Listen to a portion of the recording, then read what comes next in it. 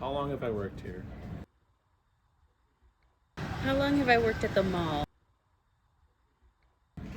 Well, I started at the mall in 2019. I started at Auntie Anne's originally, and then I started working here as a second job the same year.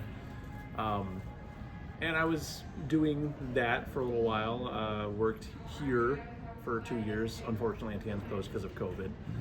Um, and then I left. I left. I still worked security in the mall here, so I've kind of been all around the place. And I left security for a second and came back, worked at Zales, uh, and then saw a listing for store manager here, and it was time to come back, I guess. And that was 3 years ago now. So I guess in total, 6 years, roughly. How do I see business as far as this being a shoe store? Well, we do pretty well. We're the only shoe store in Bay City, so it's not necessarily hard uh, to have business because of that. Everyone has to have shoes. Everyone has to walk. It's just a matter of people knowing that we're here. A lot of the problem with being in this mall is that there's not much promotion if you don't have an outside entrance, which we do not. I've been in the mall for 17 years. For working at Zales, I've been here for 8. Where I worked when I started at the mall, I worked at Sears. I worked there for a while.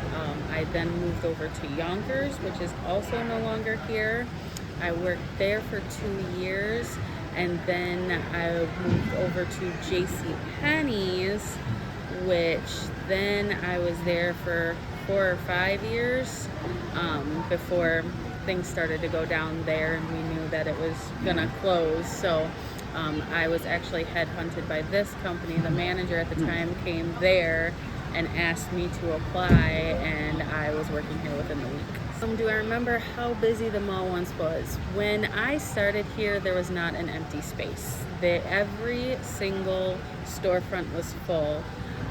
We had all of the national brands, Aeropostale, American Eagle, Hollister.